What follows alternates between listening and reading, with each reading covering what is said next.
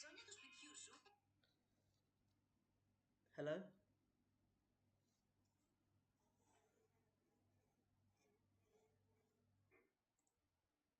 Hello?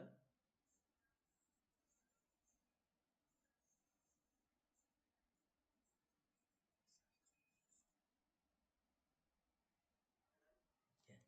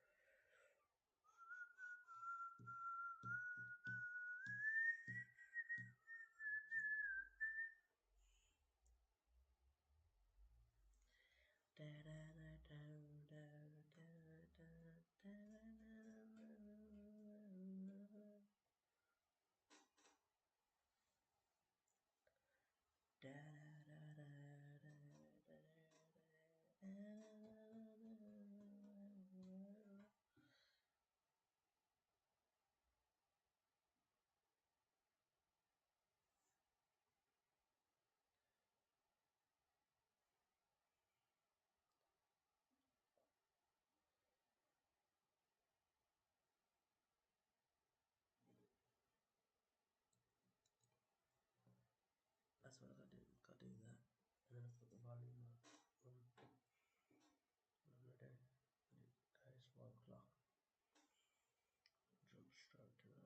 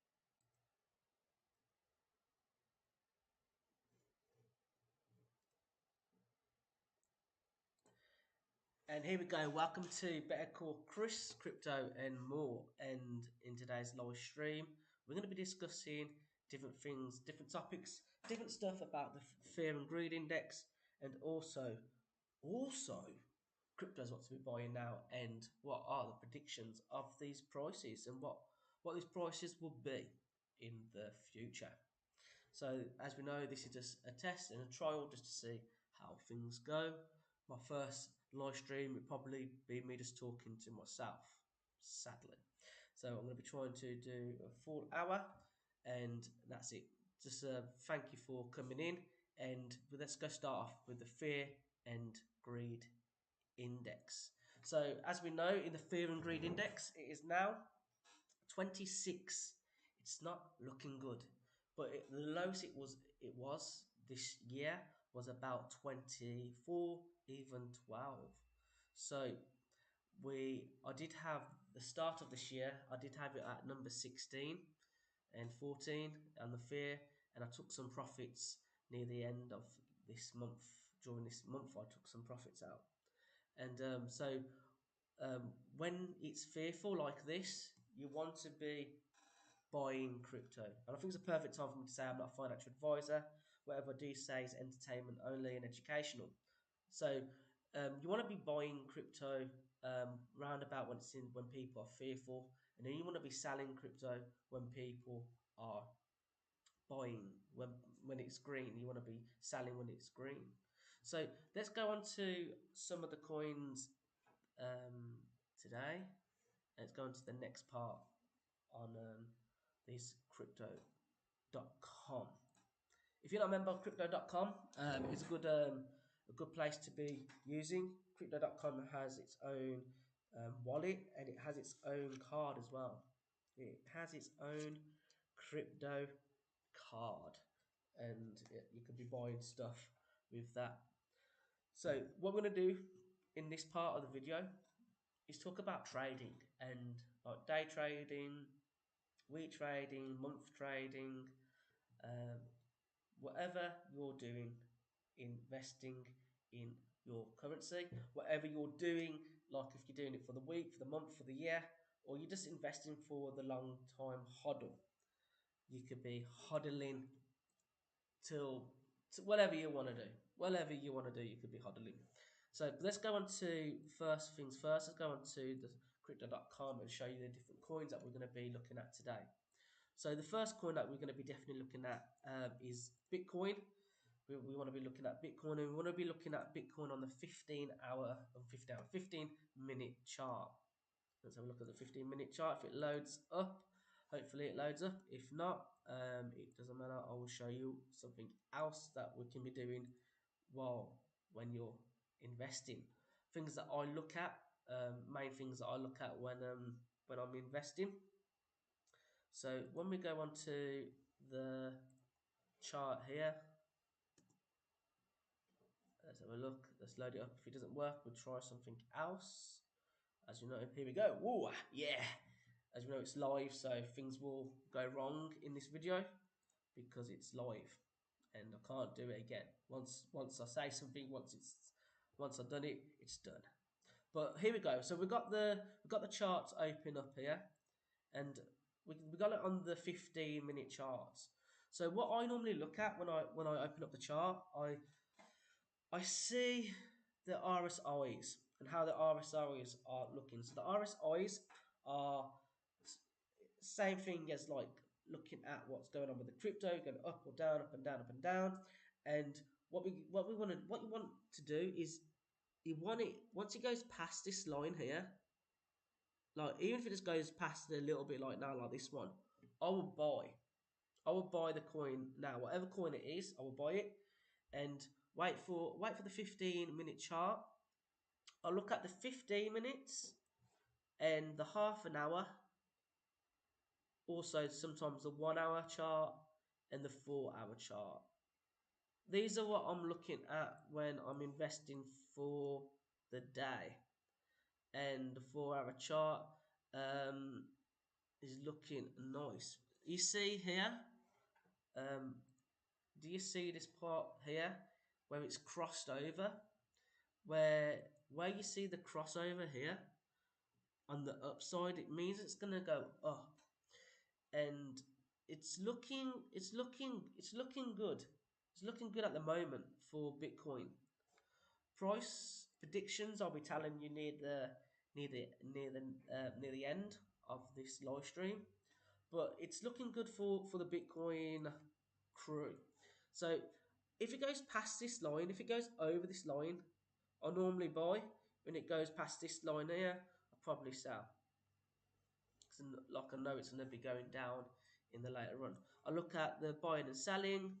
Like as you saw here, like this is a perfect example for the over buying and over selling.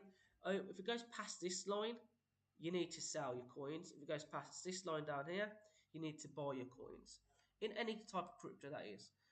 On the right hand side of this chart as well, you see the red people are selling, and on the green here, you see people buying.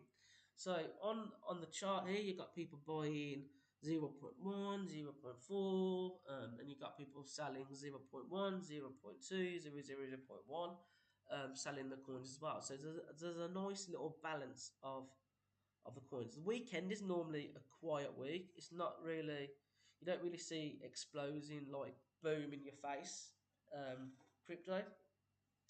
You do see it just like going down in the weekend. Normally on the Monday, Tuesday, it starts going up.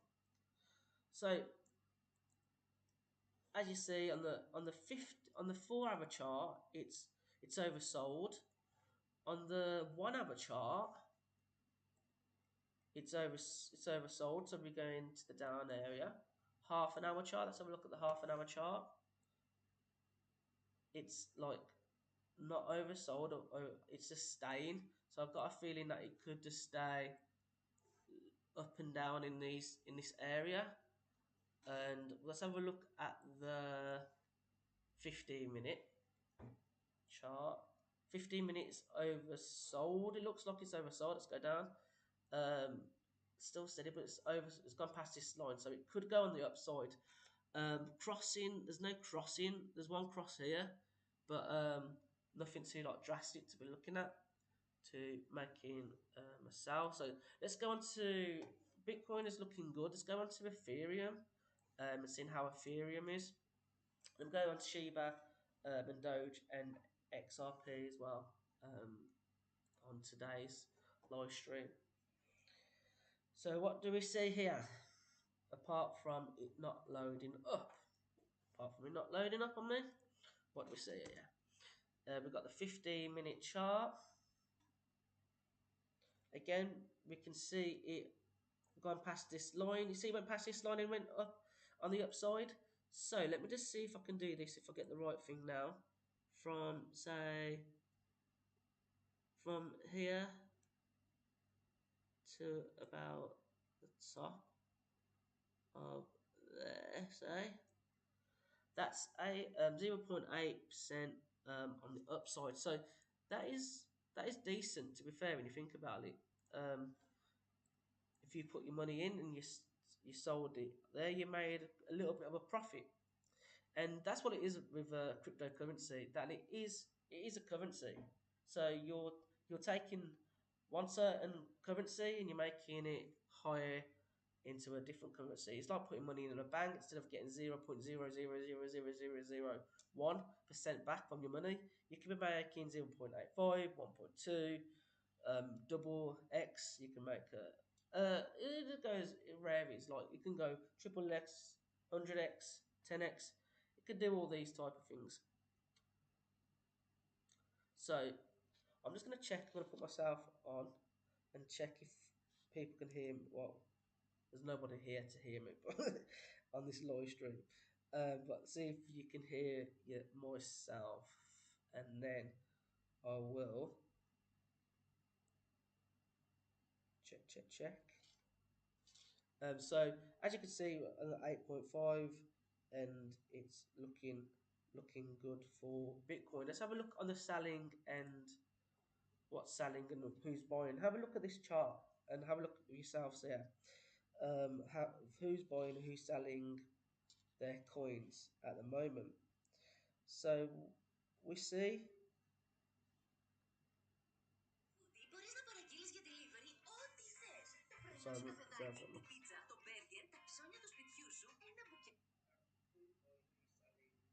Yeah.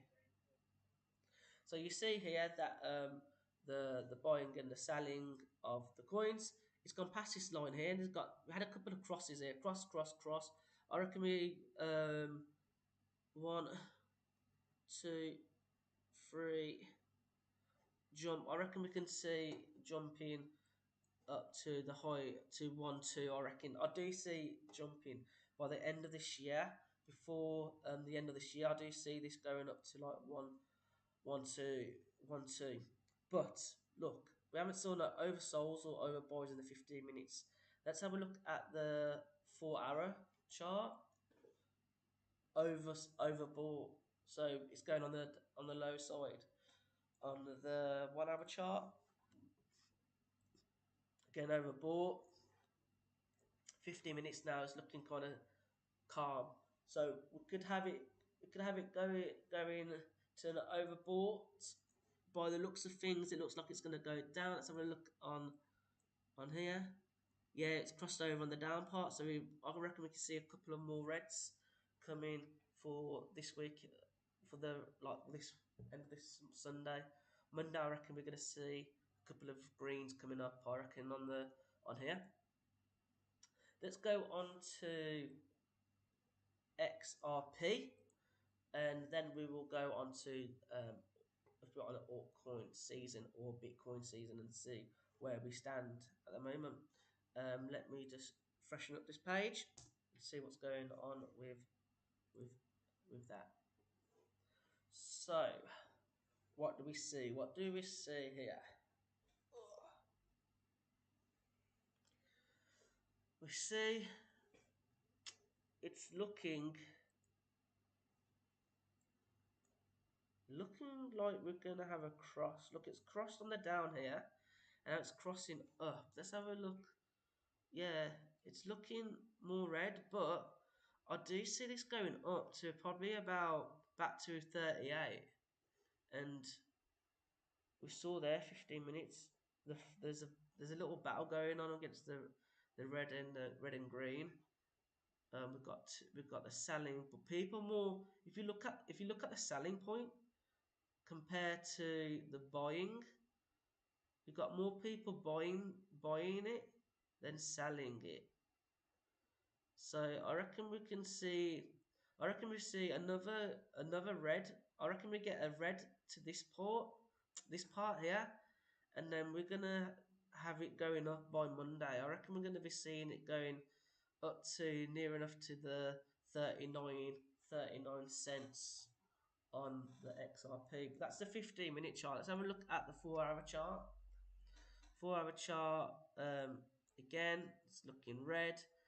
1 hour chart, it's looking again looking red, but it's looking like it's going over, like it's gone over that line. So I do see. I've got a feeling that, like, by the looks of this, it's going to be going up. We've got a couple of greens coming up here. I've got the heads and shoulders on the upside. I do think that it's going to be going up on in a little while. So what season are we in? We're going to go Bitcoin season. Look at that. We're getting slowly to a Bitcoin season. I reckon by the end of December we're going to see it going up a little bit. Not a drastic. We've got probably like back to like 20, 22, 23. I reckon this boron, like mini boron that we're going to get, it's going to go up like say 20%, 30%. I do think it's going to go up to like 20, 30%, but what do you think? What do you reckon it's going to be going up to Bitcoin? Do you think it's going to go up back to its all-time highs in this cycle, or do you think by like 2024? Because I think by 2024, I think we're going to have a nice bull run. But let's have a look at this coins that I was talking about here. So XRP is one of my coins that I love it. I love XRP. Who's with me? Do you love XRP? Or you're not a really big fan of XRP? Nobody knows if they're a big fan of XRP. But me, I'm a big fan of XRP. So let's have a look at this. If XRP gets to like the market cap of Bitcoin, and I do think that XRP can reach the market cap of Bitcoin at the moment. Like it will be about 655, 16x. Like I don't like that isn't difficult. That could happen. Like it is not difficult. That could happen. So, what do you reckon? What do you reckon about that? Do you think we see 1655 XRP? Because I do believe that we can see that happening in the future. But let's go on to looking at price predictions on XR on Bitcoin and other coins today. Let's do some price predictions. So price predictions on Bitcoin in a month's time it's going to be 17, and in 3 months it's going to go 3, 6 months going to go down to 10, and then in the year it's going to go to 17. That is not that bullish, really, when you think about it. That is not that bullish. But we've got different opinions. We've got 50 by 2025. We've got 38, 24, 30 by 23. Still, people are bullish, thinking that's going to go to 30. 36, 56, 88. Look how low this one, 29, about higher, 29, 38, 48. So a lot of people thinking that's going to be going higher by the looks of Google and Facebook and that. But these analytics here um, think it's going to be lower, like 10k. I do think we haven't reached the bottom yet of Bitcoin. Like it hasn't gone to the bottom yet of Bitcoin. So I do think there's more things happening for Bitcoin to go lower. I do think that. Let's go back and talk about Ethereum. Let's go through the top 10 coins, about the price predictions of the top 10 coins. So I'm just going to have a drink of water. It's my first live stream. But the good thing about live streams, you could see it in later on this evening. So if you missed the live stream, you haven't missed it. You can watch it again. You can watch it again. Happy days. So let's go have a look at Ethereum price prediction. So price prediction, it's going to go up to 2. That's what I told you. I thought it was going to go up to 2. Then 4 in a month's down again. January. Then down by March. Then up again in the 6th month of June. And then it's going to go to on the 10th of December. It's going to go up to near enough the 3. So I do think Ethereum will reach that. We've got some thinking strong buy. and it's like the highest here is eight is 8K, and like I do think we're gonna see a 10K like Ethereum. I do think we're gonna see like a 10K Ethereum in the future. So it's worth it's worth watching.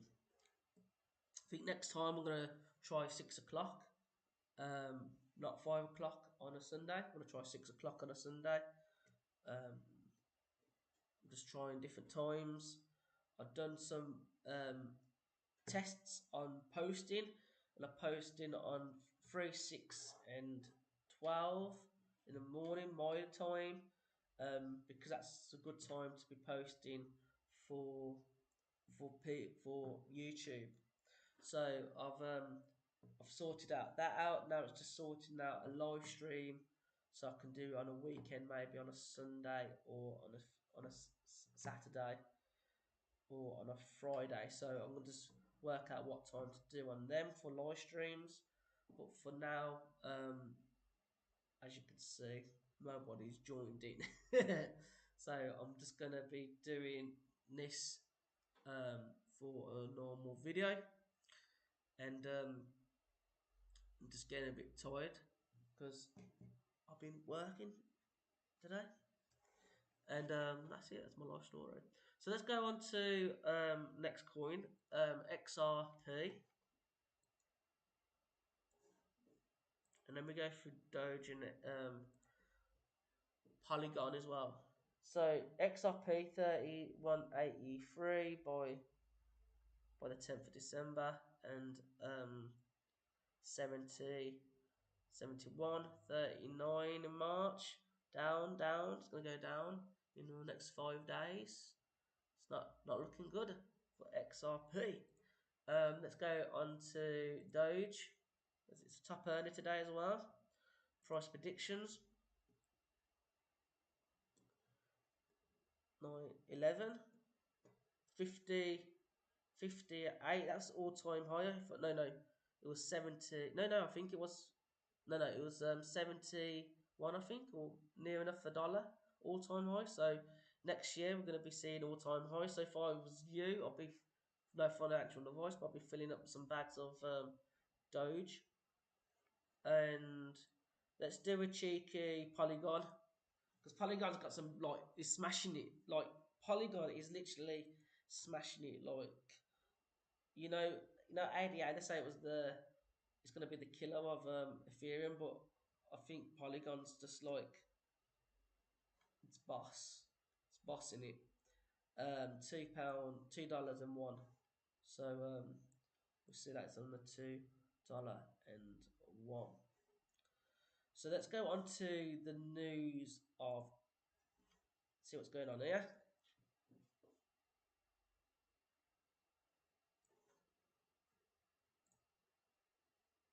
The Twitter file.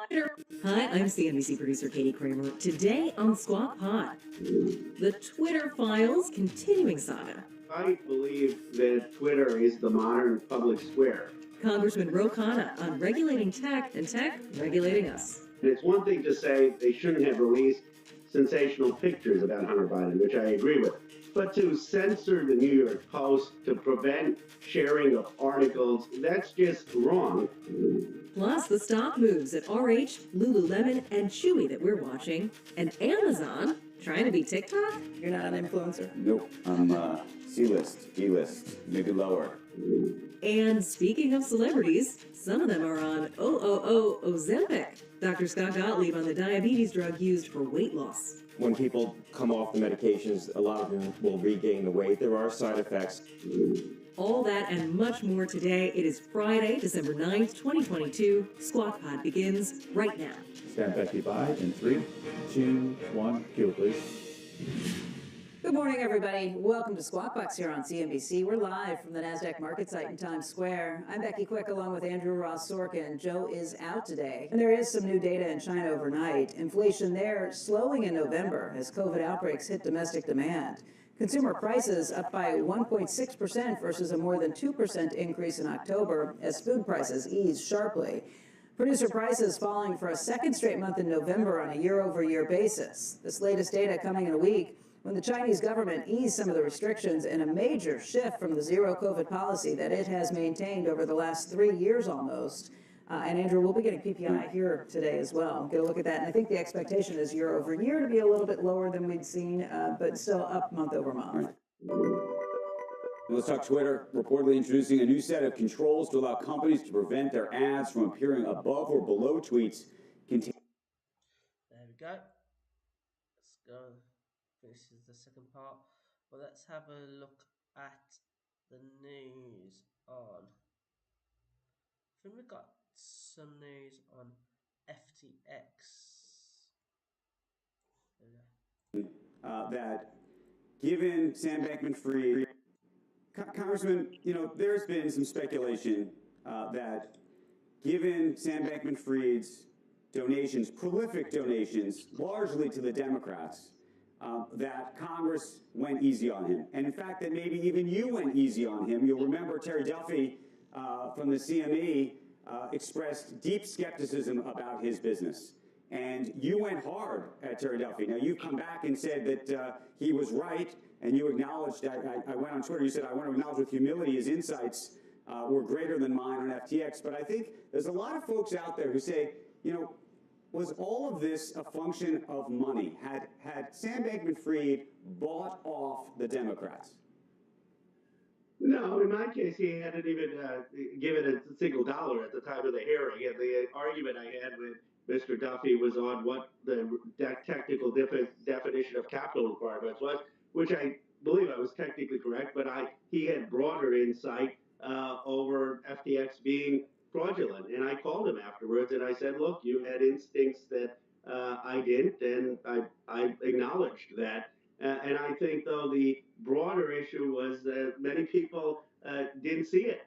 But I don't think, at least in the case of those hearings, or in the case of most of Congress, that there was any sense of link to money. And I don't want to be calling out Republicans, but there are a lot of Republicans who got a lot of money from his super PACs. In my case, I got one contribution 2 weeks before an election that we returned. That was a very small contribution.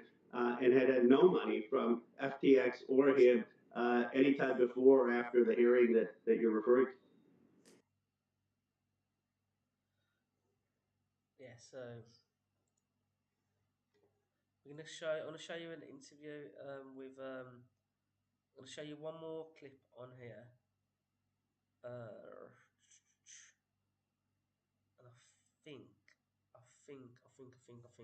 I think I've finished with the clips on that side. There's one clip here that I wanted to show you that I found interesting as well. Where it's at today, to the fact that the network is full. Oh, this one right here, right? Charles, question for you. Yeah, Cardano's data is ruled as security by the SEC. Well, the SEC can assert it, but then they'd have to sue over it, and there'd be a long litigation process the foundation would have to fight and go through. And regulation is regulation. It's a hypothetical, and there's nothing in the history of Cardano that feels security-like. From the beginning to where it's at today, to the fact that the network is fully decentralized and so forth, I would believe that then Ethereum and Bitcoin would also be securities, and they'd be in a bigger debacle. And this problem with regulations through enforcement, there's not much you can do. Just any given Sundays, whoever the regulator decides to pick, and then there's a big fight, $100 million is spent. It's brutal and vicious, and a lot of hard feelings, and sometimes people win, sometimes people don't. I've heard rumors that the Ripple case will be settled December 15th, and we'll just see. And that could have catastrophic implications for the industry, one way or the other. But, you just keep moving forward. Yep, and that's that. But I don't believe that XRP is a security. It's just, we've got so much news with Ripple. Look at like an XRP. This is like the finance, the banks, Swift. Like this is like what's going on with Swift and that, and how the banks are adopting it. I think this is the December same 15th, and we'll just see. And that could have catastrophic implications for the industry, one way or the other. But you just keep moving forward. Regardless of what happens, it's a decentralized ecosystem that you guys control. And the United States of America doesn't get to say that Cardano lives or dies. You do, the world. Okay, that's the point of decentralized ecosystems. And we're going to work as hard as we can on our side to make that protocol better, but we're just a voice in a chorus. There's 15 other development companies. There's an MBO on the way, complete on. I've heard rumors that the Ripple case will be settled December 15th, and we'll just see. And that could have... Just watch that again. Let's watch this one. A lot of these companies as competitors, because it's so early that, like, look, we're trying to solve a payments problem, and there's people working on securities and identity and lending, and I love it. I want all boats to rise, and I think that's a good thing. But for us, we're going to invest in the XRP ecosystem. We're going to invest in the broader ecosystem. We certainly want to see XRP become even more liquid, and I think as we drive adoption, that will happen. You know, this isn't one of the questions, but I want to proactively comment on something. One of the things I say inside the company is I'm not focused on the price of XRP over 3 days or 3 weeks or 3 months. Mm-hmm. I'm focused on the price of XRP over 3 years and 5 years. Mm-hmm. I have no qualms saying definitively, if we continue to drive the success we're driving, we're going to drive a massive amount of demand for XRP because we're solving a multi-trillion-dollar problem. Mm-hmm. These payment flows are obviously very, very large. And to the extent we continue to drive success of signing up more banks, introducing them to how we can solve not just a connectivity question with XCurrent, but a liquidity problem, a multi-trillion-dollar problem around liquidity called XRapid, I'm very confident about that longer arc of time. Yeah, and you know what? It's like that's why I do believe that XRP will see like a 9 trillion market cap, or even more, because it says that's gonna, not in this video, but in one of the videos, that 50% of the banks will be adopting this. 50% of the banks. So that's like of the world banking system, they're going to be adopting this. It just crazy. We've got FTX news there. We've got same video here. Let's have a look at, this is a ledger. Remember that. This reflected a structural liquidity mismatch at the heart of their operations, with them offering on-demand liquidity to investors while at the same time investing in more illiquid assets. And that is because we must contend with potentially new sources of financial stability risk. For example, one area in which the financial system is adapting to new technologies is in the so-called crypto assets and decentralized finance, DeFi. Crypto assets are exceptionally volatile and pose considerable risks to consumers. Recall, after peaking in November 21, that was just a year ago, the price of Bitcoin fell by almost 75%. You buy the dip? In 1 year. And only last month, we saw the chaotic, complete collapse of FTX, a crypto asset exchange once valued at $32 billion. Rob Dog. And a critical player in that field. While the impact of such episodes has been contained so far, systemic risk could easily arise from increasing interlinkages between the crypto ecosystem and the traditional financial system. Policymakers, including macroprudential authorities, must carefully consider if and how the crypto ecosystem needs to be regulated. Europe has been at the forefront here with the Agreement on the Markets in Crypto Assets Regulation, also known as MiCA. Yeah, so that is a good video. So talking about FTX, we're going to go on to the next part and the final part of this live stream. And we're going to be talking about this guy here, the legend himself. The legend. And he interviewed Sam. And look how he admits that he committed fraud in this video. Here's my third and probably final call with Sam Bankman-Fried. Yeah. If you're trying to do things with good I'm about to go up. Okay, Coffee, you're up. Hey, Sam, it's me again. I just wanted to ask real quick about the terms of service question, which Rect brought up a little bit. I want to expound on it. Can you just tell us, yes or no, were you treating client assets just on the regular digital asset side different from the margin trading side? I do think we were treating them differently. There were a bunch of different sides, or more than two sides there. But I do think that we were cognizant of the fact that like there were differences between uses for You hear how he stutters all the time when he answers a question? Like, I don't know anything. like margin versus staking versus spot versus futures collateral versus other things. Yeah, just people. I'm just talking about people just putting Bitcoin on the exchange. Obviously, there was really clear terms of service around that. If it's true that you didn't invest client assets, not even in treasuries, as you said via a now deleted tweet, why do those client assets no longer exist? So I'm trying to trace through some of this. Here's my best guess, and I wish I could give you a more confident answer, but I don't have the data. But my best guess is basically it's a combination of the following. One piece is The guy's a CEO and he's saying like he doesn't know what's going on. I haven't got the stuff close to me. The guy's a crook, and like I just saw some breaking news that just come up to my phone that Elon Musk says that Sam, this guy here, should be going to prison, and that he is some type of criminal mastermind that tried to get away with it, but you can't get away with stuff like this. The internet makes the world so small, you can't do stuff like that. the transfer is sent directly to Alameda Research from customers. One piece, and that I think is a fairly substantial piece. One piece is. Wait, can you explain what that piece means? So people were sending money to Alameda instead of they were getting credited on FTX, and Alameda just ended up using those funds, and they were never held separately per the terms of service.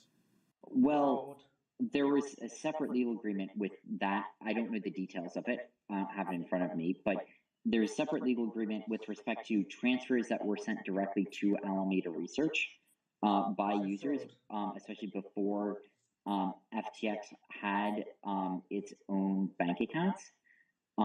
And so I do think that is part of what happened there, likely. Let's focus on only client assets that happened after FTX got a bank. Y'all said digital assets are treated a very specific way. Why were those digital assets not treated that way? So of the remaining piece, and there's a few other pieces as well around futures and other things. I understand that's not what you're talking about. Fraud. For the ones that you are talking about, right? For the ones that were left, and I'm. So if you haven't watched my video about another interview that Sam done, I called him Sam the Scam. Sam the Scam. That's who he is. I'm just taking a stab at this because I don't have the data, but my best guess is the following: is that there were a lot of those assets remaining. We processed something like $5 or $6 billion, I think, of withdrawals over the few days prior to, or I guess the few days during the crash, and there are still a few $1 billion of those remaining, I think, in the estate. And so you put those together, you have many billions of dollars of those assets. But I think, and so that's part of the answer, is that there were a large number of actual assets there. I think there's one follow-up question you probably still have there, which is, well, how about people who didn't withdraw and were also in that bucket? And part of the answer is, well, there still do exist some number of billions of dollars of assets, of hard assets in the estate. No, is there one-to-one assets? Because that's the whole thing. We're talking about a separation of funds. So those funds should be in a different place, in a different wallet. Like he says, they need to be different place. Like this guy here, Sam the Scam, has put everything in the same bucket. That's how like people have lost their money and stuff. he robbed. He robbed so much money off these people. Than everybody else. What you talked about servicing billions of dollars of withdrawals has nothing to do with those specific digital assets because that's just first come, first serve, whoever pulled out first. We're talking about people who never agreed to have their funds loaned out, who never agreed to have their funds put on margin. They should have, according to your terms of service, one-to-one backing. It should all still be in some bucket somewhere. And are you confident today, as the CEO of FTX, this has nothing to do with Alameda, are you confident today to say that those are absolutely real and they exist and they're present, people are backed one-to-one on client digital assets?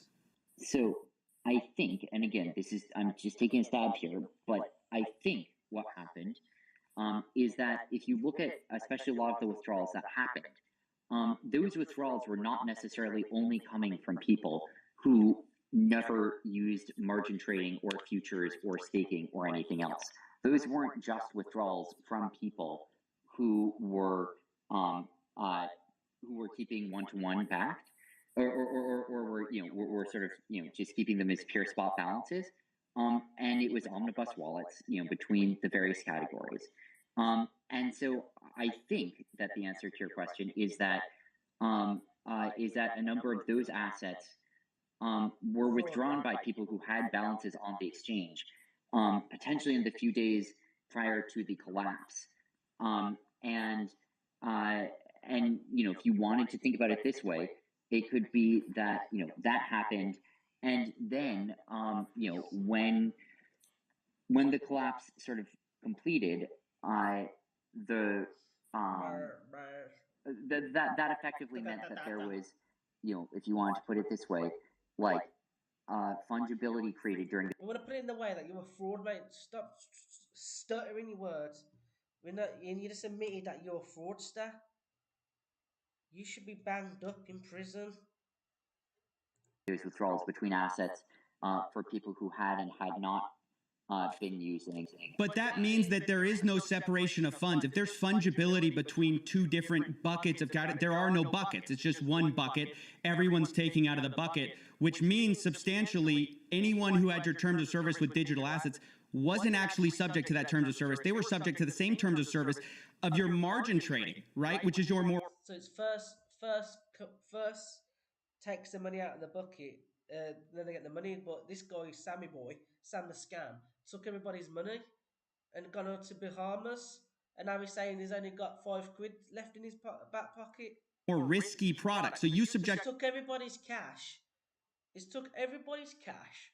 And he's saying he's got £5 in his pocket.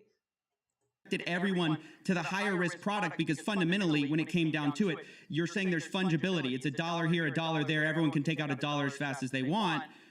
Don't you see that as like defrauding your customers, the people who trusted you to just say, hey, this is not going to go anywhere except for we're not investing your assets?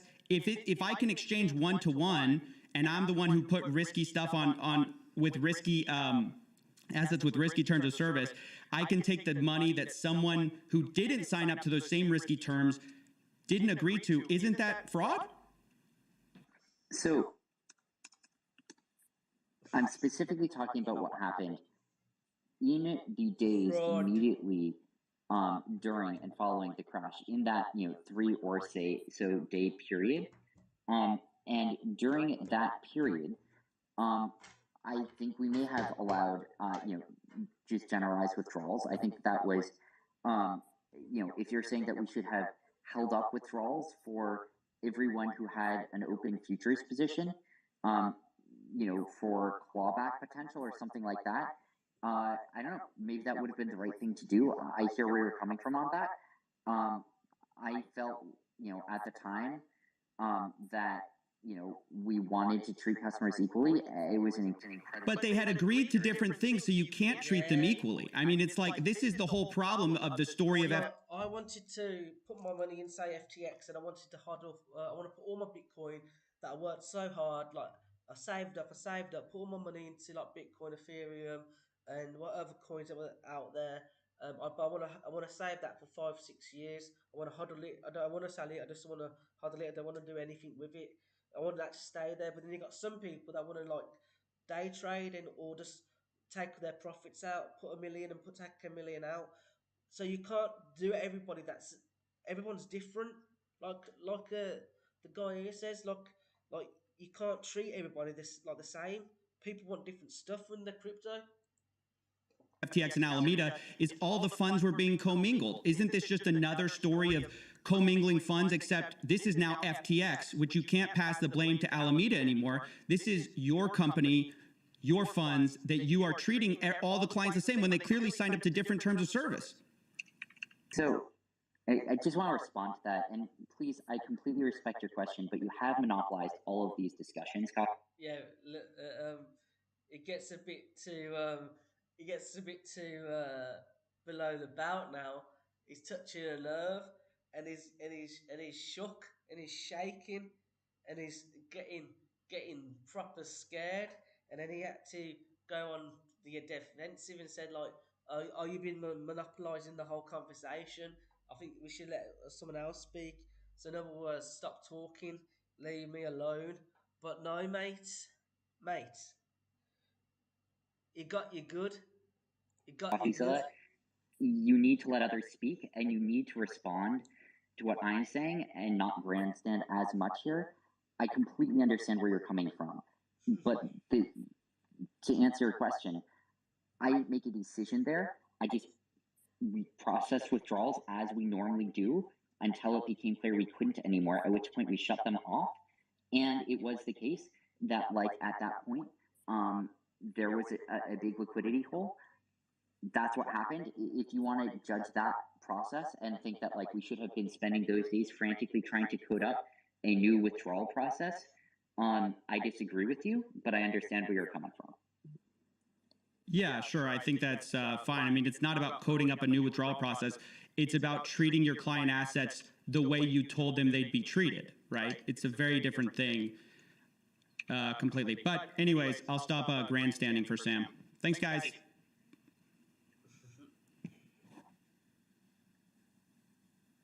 Oh my gosh. Woo! Oh my gosh. Wow. We got the call out. We got the shout out. All right. You can probably tell I was pretty excited about that because I finally got what I was looking for. A straight answer on the problem of funds. And that's what it was. And that was the end of that. So what I want you all to do, if we got to the end of here, as you can see, I'm still live. Come on to live onto my page, subscribe to my channel. I'm trying to make a goal up to 10k by next year. So because I've done YouTube now for about a year. On the 10th of. Hello. How are you? Nick VS, how are you? I'm just finishing off the live stream now. I'm just saying to people out there to subscribe to the channel. I've been doing it for a year now. Coming up to the end of this live stream. Today's live stream, we taught about coins to be looking into, what to be buying. We talked about the news, and we talked about helping me grow my channel. And I'm great.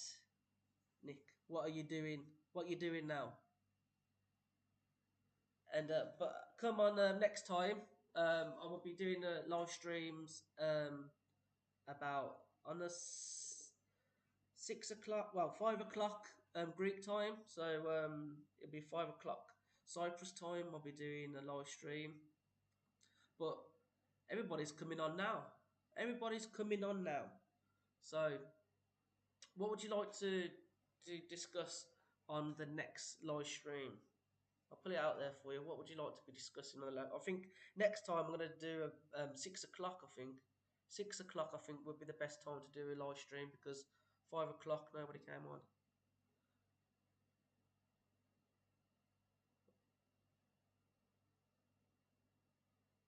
Yep, I was just saying. I was looking at the the charts today. Let's go. Let me just go back into the charts. I'll go into the charts. It's not looking.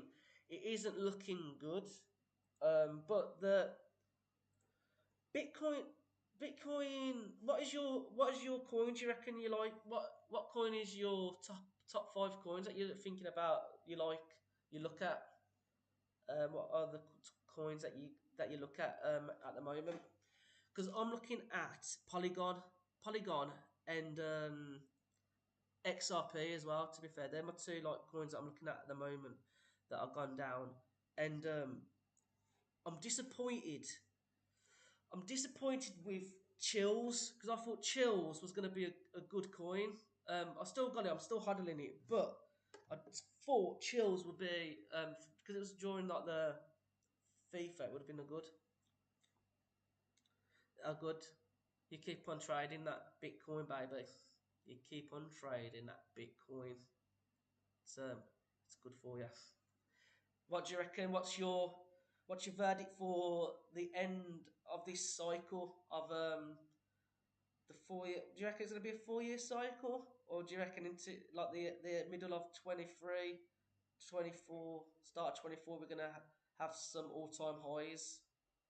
Um, like I said, I was just looking at the charts because I normally look at the 4 hour chart, 3 hour chart, um, 15 minutes. It's not looking that bad because, like you can see, like it's on the level. We don't know if it's gonna be like on the selling and the buying as well.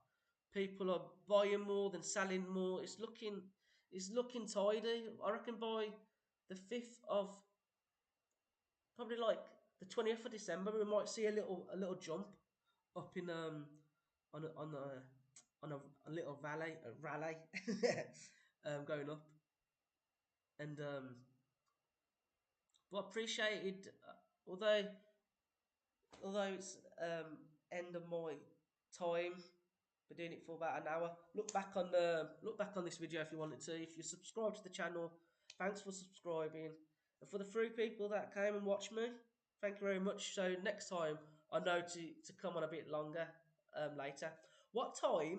I'll put it out there for you all. What time's best for you? Do you reckon for live stream?